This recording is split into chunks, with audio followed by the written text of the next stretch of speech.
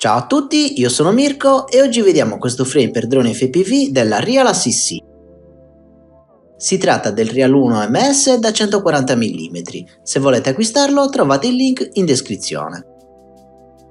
All'interno della confezione, oltre il frame, troviamo del velcro per la batteria, un battery strap e una guida su come assemblarlo.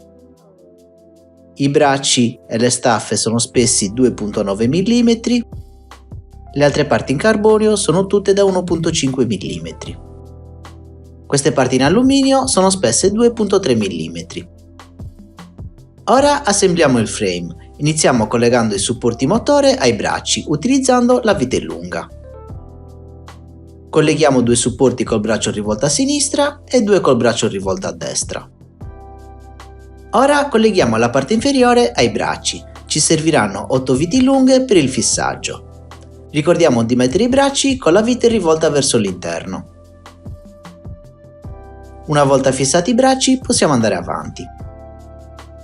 Adesso assembliamo il corpo principale. Prendiamo 6 viti piccole, gli stand-off e queste due parti in carbonio. Dopo aver assemblato il corpo principale possiamo proseguire. Ricordiamoci di mettere il supporto per l'antenna rivolto verso il basso. Colleghiamo la parte inferiore al corpo principale. Ci serviranno questi stand-off e 4 viti piccole.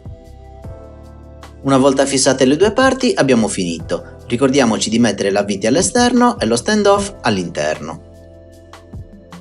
Questi bracci sono per rinforzare il frame e vanno fissati con le viti del motore.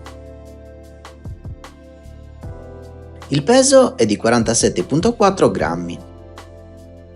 Come abbiamo detto, la diagonale di questo frame è da 140 mm. Le eliche da utilizzare sono da 3 pollici. Le bipala sono perfette, se volete un volo leggermente più aggressivo potete usare le tripala.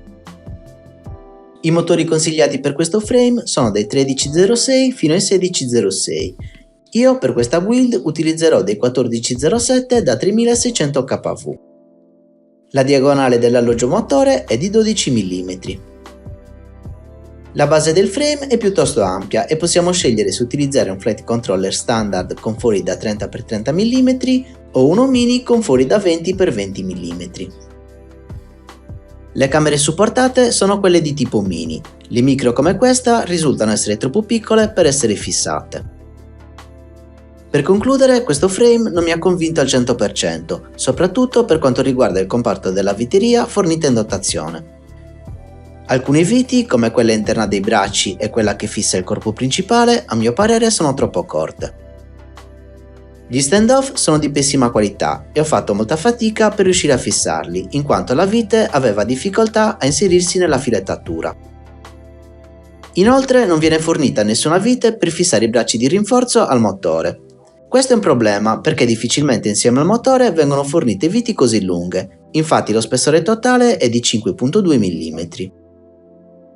Per quanto riguarda il frame, una volta assemblato rimane abbastanza rigido e questo è un dato positivo.